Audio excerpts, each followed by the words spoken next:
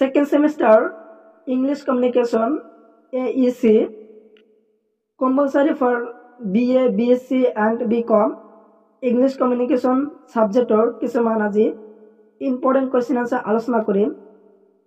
Unit 1 হল Understanding Communication।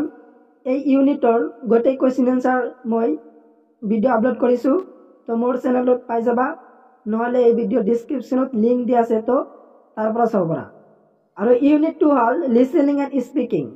এই ইউনিটৰ 1 আৰু 2 মাৰ্কৰ question answer ডিসকাস কৰিছো, তো ভিডিওৰ ডেসক্ৰিপচনত লিংক দিয়া আছে, তো 1 আৰু 2 মাৰ্কৰ question answer চাব পাৰা। আজি আলোচনা কৰিম তোমালোকৰ আগত ইউনিট 2 লিসেনিং এন্ড স্পিকিং। এই চেপ্টাৰৰ 5 মাৰ্কৰ question answer ডিসকাস কৰিম, ইম্পৰ্টেন্ট question answer। তো তোমালোকে question বিলাক ভালদৰে চাই লোৱা আৰু ভিডিও হেক লৈ চাই থকা। ইউনিট 2 লং question answer ডিসকাস কৰিম। তো লং টাইপ question and answer। তো তোমালোকৰ ফাৰ্স্ট question তো এক্সামৰ কাৰণে চাই যাবা যে question তো হল what are the factors responsible for the effectiveness of verbal communication। এই question তো তোমালোকে চাই যাবা আৰু ইয়াৰ এনসাৰ তোমালোকে প্যাৰাগ্ৰাফ হিসাবে দিয়া আছে, তোমালোকে ইয়াৰ এনসাৰটো ভালদৰে চাই লোৱা, স্ক্ৰিনত দিয়া আছো। তো তোমালোকৰ প্যাৰাগ্ৰাফৰ হিসাবত দিয়া আছে, তো তোমালোকে ইয়াত প্যাৰাগ্ৰাফ 1 আৰু 2 দিয়া আছে আৰু হি পৃষ্ঠাত দিয়া আছে আৰু তিনিটা প্যাৰাগ্ৰাফ। কোশ্চেন নম্বৰ 1 ৰ তো তোমালোকে এৰ এনসাৰটো চাই থকা। কোশ্চেন নম্বৰ 1 ৰ সম্পূৰ্ণ এনসাৰ এইখিনি আছিল, তো তোমালোকে সম্পূৰ্ণ এনসাৰ খিনি চাই লোৱা। প্যাৰাগ্ৰাফ 3, 4 আৰু 5, তো তোমালোকৰ 5টা প্যাৰাগ্ৰাফ দিয়া আছে আৰু তোমালোকৰ কোশ্চেন বিলাক 5 মাৰ্কৰ হয়। তোমালোকে ভালদৰে এইবিলাক কোশ্চেন চাই লোৱা। আৰু নেক্সট প্ৰশ্ন আছে, তো নেক্সট কোশ্চেন তো হল তোমালোকৰ যে question number 2 write are the various types of verbal communication discussed। এই কোশ্চেন তো তোমালোকে এক্সামৰ কাৰণে চাই যাবা। তো ইয়াৰ আনসাৰ খিনি যেহেতু মই দি আছো, তো ইয়াৰ পৰা চাই লবা আৰু নহলে তোমালোকৰ পেজ নম্বৰ 77 দিয়া আছে, মডেল পেজ নম্বৰ 77 দিয়া আছে, তো তাৰ পৰা চাব পাৰা।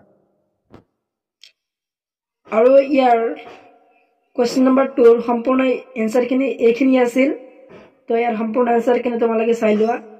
আৰু নেক্সট কোশ্চেন তো হল যে তোমালোকৰ question number 3 what is listening, what are its two main types। এই কোশ্চেন তো ইম্পর্টেন্ট হয় পরীক্ষার কারণে, যেহেতু তোমালোকৰ অহা 13 তাৰিখত এক্সাম আছে ইংলিশ কমিউনিকেশনৰ, তো 13 তাৰিখৰ এক্সামৰ কাৰণে এইবিলাক ইম্পৰ্টেন্ট হয়, তো এইবিলাক তোমালোকে ভালদৰে চাই যাবা। তো আৰু ইয়াৰ এনসার খিনি তোমালোকে প্যারাগ্রাফ হিসাবে দিয়া আছে, তো তোমালোকে এক্সামত আহিলে তো প্যারাগ্রাফ হিসাবে তোমালোকে লিখি দিবা। আৰু তোমালোকৰ নেক্সট কোশ্চেন তো হল যে question number 4 what are the most common types of listening in interpersonal communication discuss। এই কোশ্চেন তো ভেরি ইম্পর্টেন্ট হয় পরীক্ষার কারণে। তো ইয়ার আনসার খিনি যেহেতু মই তোমালোকক দি আছো, তো ইয়াৰ পৰা তোমালোকে স্ক্ৰিনৰ পৰা স্ক্ৰিনশট মাৰি লবা, নহলে তোমালোকৰ মডেল পেজ নম্বৰ 79 দিয়া আছে, তো তাৰ পৰা চাব পাৰা।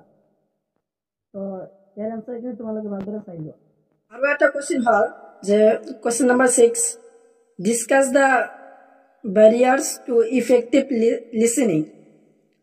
তো এই কোশ্চেনৰ তোমালোকে আনসাৰ খিনি চাই লোৱা, যেহেতু তোমালোকৰ কোশ্চেন আৰু আনসাৰ খিনি মই দি আছো, তো ইয়াৰ পৰা ভালদৰে চাই লবা, স্ক্ৰিনত দিয়া আছে, তো ইয়াৰ পৰা ভালকৈ চাই লবা। তো তোমালোকে 5টা পয়েন্ট দিয়া আছে, তো 5টা ভালদৰে চাই লবা। আৰু নেক্সট কোশ্চেন তো হল যে কোশ্চেন নম্বৰ 7। তো কোশ্চেন নম্বৰ 7 তো পৰীক্ষাৰ কাৰণে ভেৰি ইম্পৰ্টেন্ট, তো এটা ভালদৰে চাই যাবা।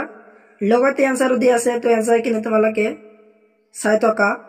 তো ইয়ে আছে তোমালোকৰ কোশ্চেন নম্বৰ 7 ৰ আনসাৰ। আৰু আছে তোমালোকৰ কোশ্চেন।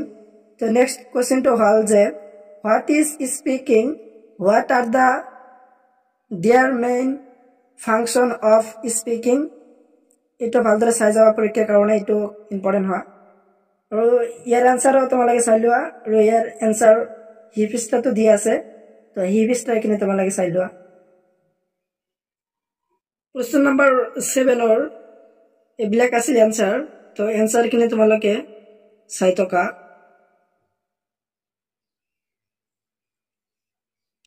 আৰু আছে তোমালোকৰ নেক্সট কোশ্চেন তো নেক্সট কোশ্চেনটো হল যে question number 9 what are the barriers to speaking এইটো এক্সামৰ কাৰণে ভেৰি ভেৰি ইম্পৰ্টেন্ট তো ইয়াৰ আনসাৰ কিনে তোমালোকে চাই থকা তো ইয়াৰ আনসাৰ তোমালোকে কি দি আছে তো ভালদৰে চাই লবা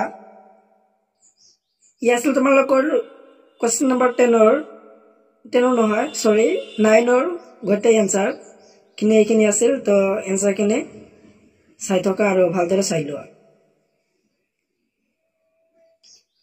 তোমালোকৰ নেক্সট কোশ্চেনটো হল যে question number 11 what are the context of speaking discuss এই কোশ্চেনটো পৰীক্ষাৰ কাৰণে ইম্পৰ্টেন্ট হয় যেহেতু তোমালোকৰ অহা 13 তাৰিখত এক্সাম আছে ইংলিশ কমিউনিকেশন তো এইবিলাক গোটেইবিলাক ইম্পৰ্টেন্ট হয় পৰীক্ষাৰ কাৰণে এইবিলাক ভালদৰে চাই যাবা লগতে আনসাৰ দি আছো তো আনসাৰ খিনি তোমালোকে ভালদৰে চাই লোৱা ইয়ে আছিল তোমালোকৰ what are the context of speaking discussion question or answer তো আনসাৰ খিনি চাই থকা আৰু কোনোবাই যদি মোৰ চেনেলত নতুন আহিছে তো মোৰ চেনেলটো সাবস্ক্ৰাইব কৰি থবা আৰু ভিডিওটো লাইক কৰি দিবা তোমালোকৰ নেক্সট কোশ্চেনটো হল যে what is the difference between hearing and listening এই কোশ্চেনটো এক্সামৰ কাৰণে ইম্পৰ্টেন্ট হয় তো এই কোশ্চেনটো তোমালোকে চাব পাৰা এই আনসাৰো দিয়া আছে কোশ্চেনৰ লগতে আনসাৰো দিয়া আছে তো আনসাৰ কিনে তোমালোকে স্ক্ৰিনশ্বট মাৰি লবা নহলে তোমালোকে মডেলৰ পৰা চাব পাৰা যে মডেল পেজ নাম্বাৰ 86 দিয়া আছে এই কোশ্চেনটো তো তাৰ পৰা চাব পাৰা আৰু আছে তোমালোকৰ কোশ্চেন তো নেক্সট খিনি লৈ তোমালোকে চাই থকা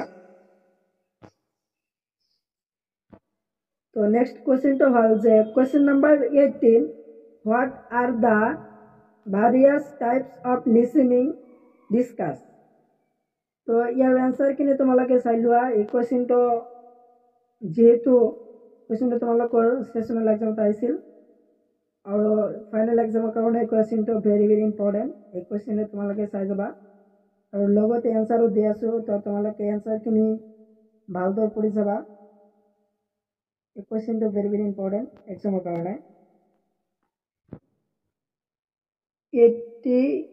18 কোশ্চেনৰ সম্পূৰ্ণ আনসাৰ এইখিনি আছিল তো ইয়াৰ আনসাৰ খিনি তোমালোকে চাই লোৱা